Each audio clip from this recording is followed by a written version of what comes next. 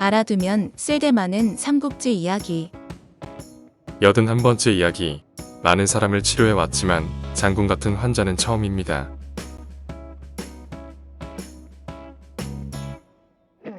그 무렵 관우의 둘째 아들 관응이 형주에서 아버지를 뵈러 왔습니다. 마침 잘 왔다. 이번 싸움에서 공을 세운 장수들의 이름과 공을 적은 글을 줄 테니 성도의 한중왕께 바치도록 하여라. 관우는 사로잡은 장수들을 처결한 듯 물이 빠지기 전에 번성마저 깨기 위해 군사를 거느리고 배에 올랐습니다.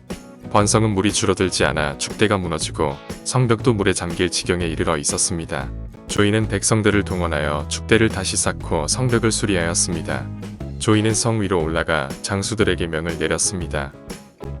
나는 위왕전하의 명을 받들어 이 성을 지키겠다. 성을 버리고 달아나는 자가 있다면 그 자부터 목을 벨 것이다. 성 안의 백성들은 노인은 물론 어린아이까지 흙과 돌을 날라 무너진 성벽을 메울 수 있도록 하라. 성곽이 이전처럼 세워지는 가운데 열흘이 되지 않아 성 안의 물은 점점 줄어들었습니다. 관응을 성도로 보낸 관우는 군사를 두 갈래로 나누었고 번성으로 달려가게 됩니다. 이 쥐새끼 같은 놈들아, 나와 항복하지 않고 무얼 그리 꿈을 대는 개냐. 쥐새끼라니 어디 화살맛을 보고도 그렇게 부르는지 두고 보자. 관우를 향해 모두 활을 쏘아라.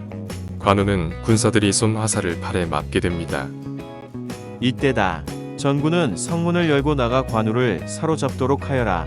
몰려나오는 조인의 군사들 속에서 관우를 구해 진으로 대피시킨 관평이 앞장서 싸우자 주춤했던 관우군은 힘을 얻어 용맹하게 돌진하였습니다. 조인의 군사들은 관평과 형주의 군사들을 당해내지 못하고 성 안으로 쫓기듯 들어갔습니다. 진지로 돌아온 관평은 관우의 팔에 박힌 화살을 뽑게 했습니다. 오른팔에 큰 상처를 입은 관우는 꼼짝 못하고 누워 지내야 했습니다. 관공께서는 형주로 물러날 뜻이 추워도 없으니 어쩌면 좋단 말입니까? 상처가 빨리 낫도록 여러 곳에 사람을 보내 이름난 의원을 찾아보는 것이 좋겠습니다. 그것이 좋을 듯합니다. 군사들은 각지로 흩어져 이름난 의원을 찾아 나섰습니다.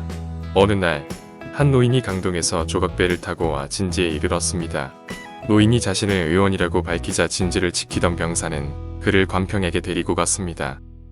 뉘시기에 이곳을 찾으셨소? 저는 태국 촉은 땅 사람으로 이름은 화타라고 하며 자는 원화입니다. 천하의 영웅이신 관장군께서 독화살에 맞아 고생하신다기에 상처를 고쳐드리고자 찾아온 것입니다. 관평은 매우 기뻐하며 화타를 관우의 거처로 안내했습니다. 관우는 바둑을 두고 있었습니다. 이 상처는 화살 촉에 오두의 불이나 잎에 있는 독을 발랐기 때문에 난 것으로 독이 뼛속까지 스며들었습니다. 고칠 방도는 없겠소? 한 가지 있기는 합니다. 다만 군우께서 두려워하실까 걱정이 듭니다. 내 목숨이 끊어지더라도 나는 갈 곳으로 간다고 여기는 사람이요. 그런데 무엇을 두려워한다는 말이요? 분후에 팔을 고리에 끼워 살을 째고 뼛속에 스민 독을 긁어내야 합니다. 그런 다음 약을 바르고 짠 살을 실로 꿰매야 상처가 낫게 됩니다. 그처럼 쉬운 일이라면 기둥과 고리 따위는 필요 없소. 이대로 긁어내도록 하시오. 술상을 차려 오너라.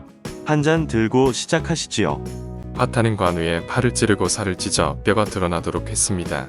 화타는 독이 스며든 뼈를 긁어내기 시작했습니다. 뼈 깎는 소리에 참지 못하고 뛰어나오는 병사도 있었으나 관우는 의연하게 아픔을 견뎌냈습니다. 다음 날 군우께서는 간밤에 편안히 주무셨습니까? 덕분에 잘 잤소. 이 팔은 마음대로 움직일 수 있고 조금도 아프지가 않소. 선생이야말로 참으로 신의이시오. 저는 일생 동안 많은 사람을 치료해 왔습니다만 장군 같은 환자는 처음입니다. 귀신, 신, 의원의. 신이란 하늘에서 내린 병을 아주 잘 고치는 의사를 말합니다. 빛나는 사람들이 이 일을 두고 시를 지었습니다. 병을 치료하는 데는 내과, 외과가 있으나 세상을 놀라게 할 재주는 귀하네. 그러나 천하의 용장은 관운장이고 천하의 신에는 화타라네. 관우는 화타에게 보답하는 의미로 황금 밀빙량을 내놓았습니다. 화타는 황금도 거절하고 약 한 병만을 내놓은 채 돌아갔습니다. 화타에 대해 전해오는 전설 몇 가지. 식초 석대로 병을 치료한 화타. 화타가 길을 가고 있는데 어디선가 수레가 달려왔습니다. 화타에게 치료를 부탁하고자 환자의 가족들이 끌고 온 수레였습니다. 수레 안에는 어떤 사람이 신음하며 고통스러워하고 있었습니다. 어디가 아프시오? 목구멍이 아파서 음식을 삼킬 수가 없습니다. 그 사람은 목소리조차 내기 어려운지 가족들이 대신 대답을 하였습니다.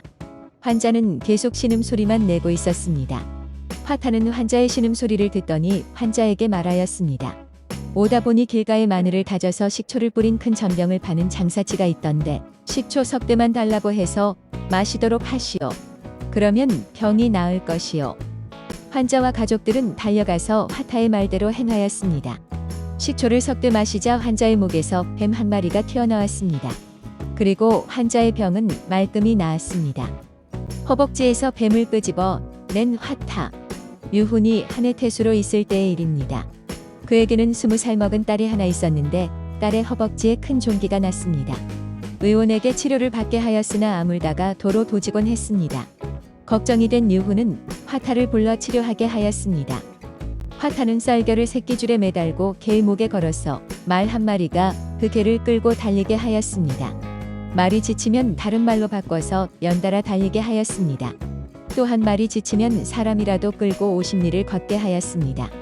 화타는 그 사이에 처녀에게 약을 먹인 다음 큰 칼로 개의 배를 가르고 그 부분을 종기 입구에서 2에서 3인치 떨어진 곳에 갖다 대었습니다. 잠시 후 종기가 터지더니 그 안에서 뱀처럼 생긴 것이 머리를 빼꼼히 내밀자 화타는 재빨리 쇠침으로 머리를 찔러서 관통시켰습니다. 조금 후에 화타가 쇠침으로 그것을 밖으로 끄집어내니 길이가 3자가 넘으며 눈동자가 없고 비늘이 거꾸로 돋아있는 뱀이 딸려 나왔습니다. 화타의 의술이 담긴 청량서는 어디로? 조조가 화타를 옥에 가두고 있을 때의 일입니다. 한 옥지기가 화타에게 음식을 넣어주고 편지도 전해주는 등 친절하게 대해주었습니다. 화타는 죽기 직전에 친절에 보답하기 위해서 자신이 일생 동안 의술을 행하면서 익힌 비법이 담긴 청량서라는 책을 옥지기에게 남겨주었습니다. 옥지기는 고향으로 돌아가서 아내에게 의서를 내보이며 이렇게 말했습니다. 내일부터 이 의서로 공부하여 화타와 같은 명의가 되겠소. 다음 날 아침에 일어나서 공부를 시작하려고 청량서를 찾았으나 아무리 찾아보아도 보이질 않았습니다. 이상하게 여긴 옥지기가 부인에게 물었습니다. 아내는 얼굴색 하나 변하지 않고 태연하게 대답했습니다. 그 책으로 의술의 비법을 배워서 명의가 되면 뭐해요? 결국 화타처럼 죽임을 당할 게 아닌가요? 그래서 그 책을 태워버렸어요. 옥지기 부인은 그 책의 귀함보다 남편의 안위가 더 걱정되었던 것입니다. 화타의 신비한 의술이 담긴 청량서는 이러한 까닭으로 후세에 전해지지 못하였던 것입니다.